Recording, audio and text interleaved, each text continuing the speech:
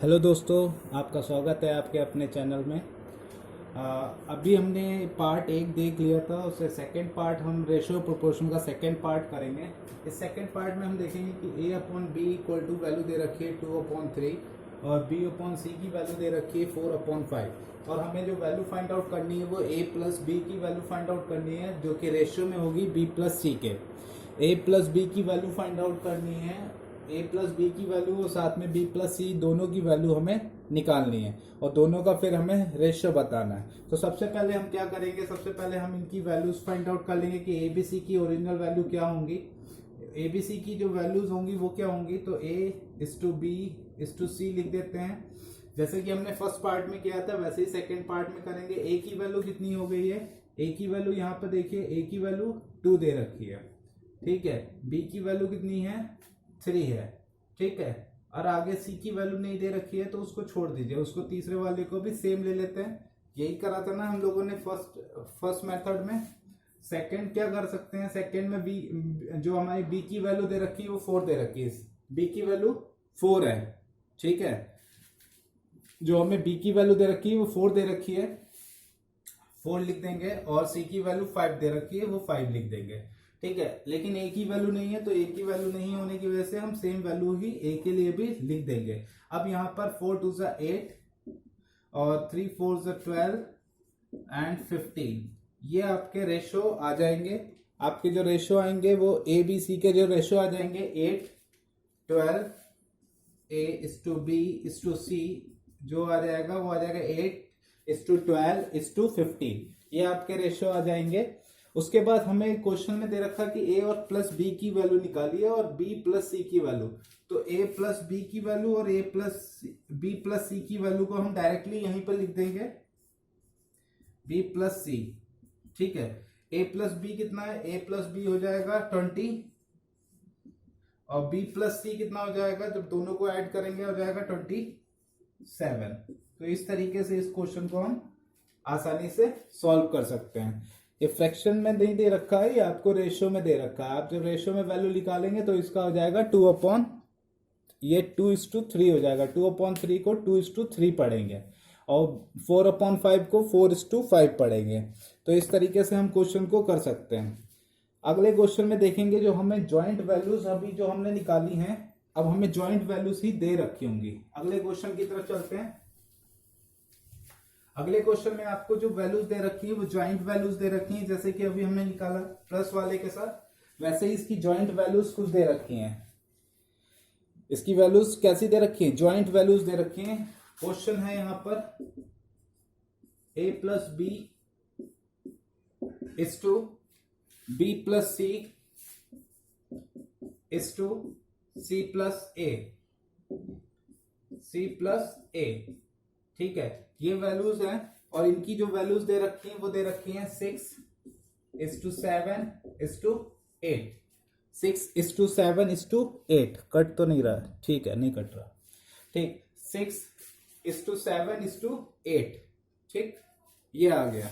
यहाँ पर A B C साथ में एक वैल्यू और दे रखी है कि a plus B plus C. अगर a plus B plus C equal to अगर 14 है, अगर a plus B plus C equal to अगर 14 है तो आपको यहां पर निकालनी है, आपको फाइंड आउट करनी है। देन फाइंड द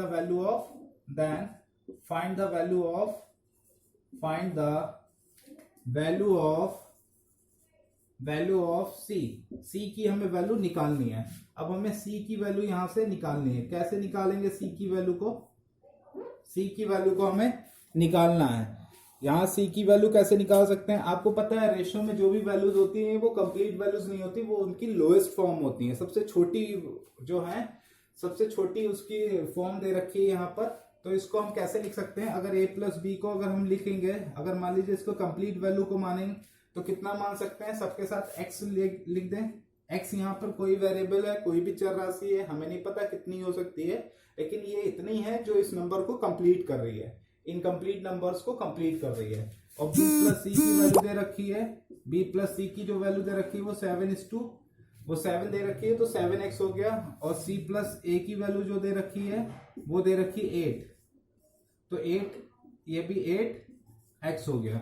इस तरीके से हमने A B A plus B और बी प्लस सी और सी प्लस ए तीनों की वैल्यूज बराबर निकाल ली हैं। ठीक है, इन तीनों की वैल्यूज निकाल ली हैं। अब तीनों को अगर हम ऐड कर दें, तीनों को जोड़ दें तो कितना आएगा? देखिए हर एक नंबर दो दो बार आ रहा है। ए यहाँ पे 2 बार है, बी 2 बार है, सी 2 बार है। तो इसको हम ये ऐसे लिख सकते हैं, 2 बाहर ले लें और ए प्लस बी प्लस सी को लिख दें।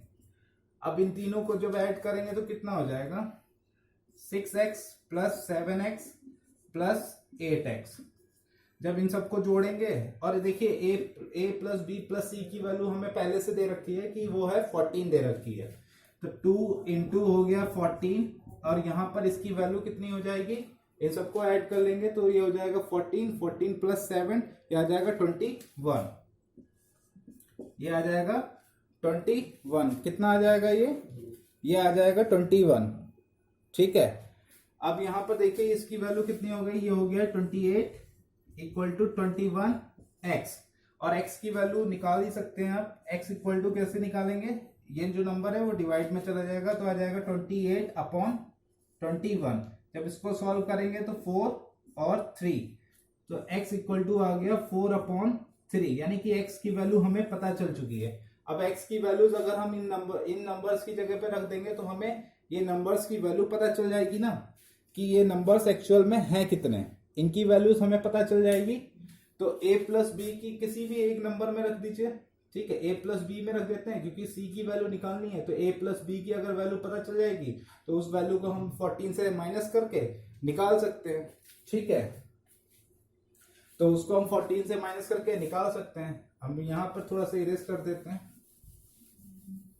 इस तरीके से c की वैल्यू हम निकाल लेंगे। ठीक, and please don't forget these things. उसके बाद c की वैल्यू हम x की वैल्यू को हम रख देंगे इसमें।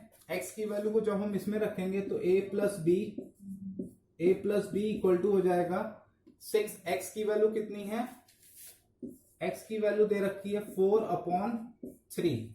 तो 3 से कट करेंगे, 3 वन जा 3 और 3 टू जा, तो a प्लस बी की वैल्यू कितनी आ गई? a प्लस बी कितना आ गया? 6 आ गया। और हमें पहले से पता है कि a plus B plus C equal to कितना है? 14 है। a plus B plus C equal to कितना है? ये बराबर ये कितना है? 14 है। अरे भाई कौन सा ऐसा नंबर ऐड करेंगे कि 14 बन जाए, है ना? तो उस तरीके से वैल्यू निकाल दीजिए। a plus B plus C equal to 14, ये हमें दे रखी है value.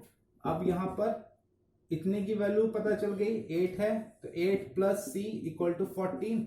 So C equal to कितना आ गया? c इक्वल टू आ जाएगा 6 और c ही निकालना था हमें, c ही निकालना था।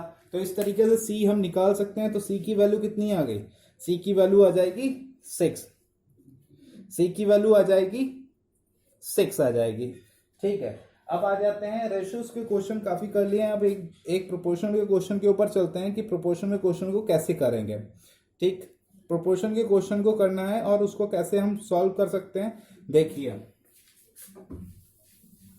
बहुत ही आसान तरीके से सॉल्व होगा। और प्रोपोर्शन तो आपको पता ही है, प्रोपोर्शन क्या है? रेशियोज को इक्वल, दो रेशियोज का equality of the ratios is called the proportion. ठीक है, दो रेशियो जो हैं जो कि इक्वली रखे गए हैं उन्हीं को प्रोपोर्शन कहा गया है। और प्रोपोर्शन के साइन की जगह हम इक्वल का साइन भी लगा सकते हैं। ठीक, तो क्वेश्चन हमारे पास है, find the first proportion of 4 and 8। Question यहां पर है, find first proportion of 4 and 8। यह है क्वेश्चन आपका। और आपका इस क्वेश्चन के लिए हमें फर्स्ट प्रोपोर्शन निकालना है। फर्स्ट प्रोपोर्शन निकालने के लिए एक सिंपल तरीका, एक फॉर्मूला है, लेकिन उस फॉर्मूले को मैं ड्राइव करके दिखाऊंगा कैसे वो फॉर्मूला निकल रहा है।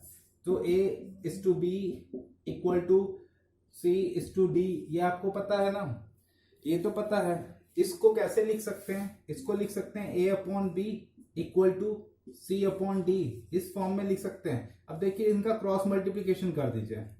इस नंबर की इससे गुणा कर दीजिए और इसकी मल्टीप्लीकेशन इसके साथ कर दीजिए। इनकी क्रॉस मल्टीप्लीकेशन करेंगे तो क्या आ जाएगा? यहां पर b देंगे, यहाँ पर सी हो जाएगा। ठीक है, क्योंकि हमारे पास हमें फर्स्ट प्रोपोर्शन निकालना है, 2 प्रोपोर्शन ऑलरेडी गिवन है, तो ये बी और सी हो जाएगा। ठीक, फर्स्ट प्रोपोर्शन निकालने के लिए a is to b and b is to c। ठीक, इस तरीके से निकालेंगे तो यहाँ पर b आ जाएगा, यहाँ पर c आ जाएगा। अब देखिए जब इनकी क्रॉस मल्टीप्लिकेशन करेंगे तो b की b से हो जाएगा, तो कितना बनेगा, ये हो जाएगा b स्क्वायर और यहाँ पर ac, b स्क्वायर और ac। ठीक है, तो फर्स्ट प्रोपोर्शन निकालने के लिए जो आपके पास फॉर्मूला बनेगा वो फॉर्मूला क्या बनेगा, b square equal to ac। B square equal to A C आपका फॉर्मूला बन जाएगा फर्स्ट प्रोपोर्शन निकालने के लिए। अब फर्स्ट प्रोपोर्शन निकालने के लिए जो वैल्यू हमारे पास दे रखी है, फर्स्ट प्रोपोर्शन यानी कि ए की वैल्यू हमें निकालनी है, तो बी की वैल्यू ये बी की है, ये सी की है, ये अंडरस्टूड होता है। ठीक, तो यहाँ पर बी की वैल्यू हो गई 4 का स्क्वायर कर दिया, क्योंकि बी का स्क्वायर है तो स्क्वायर कर दिया, ए को ऐसे ही छोड़ दिया एज इट इज, और सी की वैल्यू 8 कर दिया। ठीक है, सी की वैल्यू कितनी हो जाएगी, 8 हो जाएगी। ठीक, सी की वैल्यू 8 हो जाएगी, तो ये हो जाएगा 16, यहाँ पर हो जाएगा ए और 8। अब ए की वैल्यू निकालनी है तो ए इक्वल टू हो जाएगा 16/8, 8 से कट करेंगे तो 1 एंड 2, तो ए की वैल्यू कितनी आ गई, तो फाइंड द फर्स्ट प्रोपोर्शन, यानी कि फर्स्ट प्रोपोर्शन कितना आ गया, फर्स्ट प्रोपोर्शन जो आ गया आपका वो आ गया है, फर्स्ट प्रोपोर्शन आ चुका है कितना, फर्स्ट प्रोपोर्शन आ गया है 2। ऐसे ही मिडिल प्रोपोर्शन निकाल सकते हैं और थर्ड प्रोपोर्शन निकाल सकते हैं, फोर्थ प्रोपोर्शन निकाल सकते हैं। इस तरीके से ही कुछ क्वेश्चंस हैं जिनको देखेंगे हम। ठीक है, इसी तरीके के आगे के क्वेश्चन हैं उनको भी सॉल्व करेंगे। अब आते हैं नेक्स्ट क्वेश्चन के ऊपर जिसमें हमें मिडिल प्रोपोर्शन निकालना है, देखते हैं कैसे निकलेगा। तो फर्स्ट प्रोपोर्शन निकाल चुके थे, अब देखते हैं मिडिल प्रोपोर्शन कैसे निकालेंगे।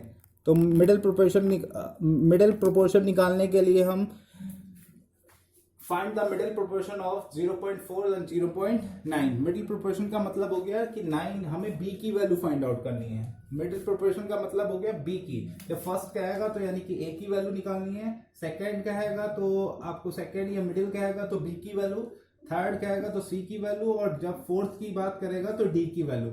इस तरीके से ये फर्स्ट के लिए आता है, ये मिडिल के लिए आएगा, ये थर्ड के लिए आता है और ये आपका फोर्थ के लिए आ जाता है। ठीक है, ये ध्यान रखना है, ये तो तीनों का याद रखना है कि फर्स्ट ए के लिए, मिडिल बी के लिए, थर्ड सी के लिए और फोर्थ जो होगा वो डी के लिए हम निकालेंगे। तो देख लेते हैं, फॉर्मूला हमारे पास है ही, B square equal to A C, B square equal to A C है, इसी फॉर्मूले में हम वैल्यू रख देंगे। तो बी स्क्वायर, ए की वैल्यू कितनी है 0.4, बी की वैल्यू कितनी है 0.9, जब दोनों को मल्टीप्लाई करेंगे तो आ जाएगा 0.36, और बी स्क्वायर, जब बी स्क्वायर 0.36 है तो कितना हो जाएगा, आपको पता है 36 किसका स्क्वायर होता है, 36 होता है 6 का, लेकिन यहाँ पे 0.36 है, 2 नंबर है तो यानी कि एक नंबर के बाद पॉइंट लगा देंगे, तो b की वैल्यू हो जाएगी 0.6। देखिए 0.6 और 0.6 की मल्टीप्लाई करेंगे तो आपको मिल जाएगा 0.36। ठीक, तो इस तरीके से ये हमने निकाल दी है मिडिल प्रोपोर्शन की, मिडिल प्रोपोर्शन की वैल्यू निकाल दी है। अब देख लेते हैं मिडिल प्रोपोर्शन के बाद हम देखते हैं वैल्यू कि हम थर्ड प्रोपोर्शन की वैल्यू कैसे निकालेंगे। तो थर्ड प्रोपोर्शन की वैल्यू देखेंगे कैसे निकालेंगे। अब हमें वो जो वैल्यू निकालनी है वो थर्ड प्रोपोर्शन की निकालनी है, थर्ड प्रोपोर्शन की वैल्यू निकालनी है। वैल्यूज हमारे पास 6 और 12 दे रखी हैं। तो थर्ड प्रोपोर्शन की वैल्यू निकालने के लिए क्या करेंगे, B square equal to A सी। ठीक है, B square equal to A सी, वही करेंगे थर्ड प्रोपोर्शन, यानी कि हमें सी की वैल्यू निकालनी है। बी स्क्वायर यानी कि बी की वैल्यू कितनी दे रखी है, बी की वैल्यू यहाँ पर 12 दे रखी है, तो 12 का स्क्वायर करेंगे और 6 आ जाएगा और साथ में सी मल्टीप्लाई में आ जाएगा। देखिए इसकी वैल्यू हो जाएगी 144 और ये हो जाएगा 6 एंड सी। जब सी की वैल्यू निकालेंगे तो सी आ जाएगा 144/6। जब 6 से इसको कट करेंगे तो ये आ जाएगी इसकी वैल्यू 24। ठीक है, जब 6 से इसको कट करेंगे तो वैल्यू कितनी आ जाएगी 24। तो सी की वैल्यू कितनी आ गई, यानी कि थर्ड प्रोपोर्शन हमारा आ गया है, थर्ड जो प्रोपोर्शन आ गया है, थर्ड प्रोपोर्शन की वैल्यू आई है 24। ठीक है, थर्ड प्रोपोर्शन की वैल्यू आ गई है 24। एक लास्ट क्वेश्चन और है जो फोर्थ प्रोपोर्शन के ऊपर है, वो आप खुद से करेंगे, वो आपका होमवर्क है, ठीक है। और उसका आंसर जो है वो कमेंट बॉक्स में आप डाल दीजिएगा। क्वेश्चन है आपका, find the fourth proportion of 3, 5, 6। ठीक, यहां पर आपका आ गया फोर्थ, आपका जो प्रोपोर्शन है वो आ जाएगा, find the fourth proportion of 3, 5 and 6। ठीक है, 3, 5 एंड 6 ये है, और इसका आंसर निकालना है। इसका आंसर निकालना है कि कैसे इसका आंसर निकालेंगे और कितनी वैल्यू आएगी। ठीक है, कितनी वैल्यू आएगी ये आपका होमवर्क है, एंड आंसर आपको कमेंट करके देना है।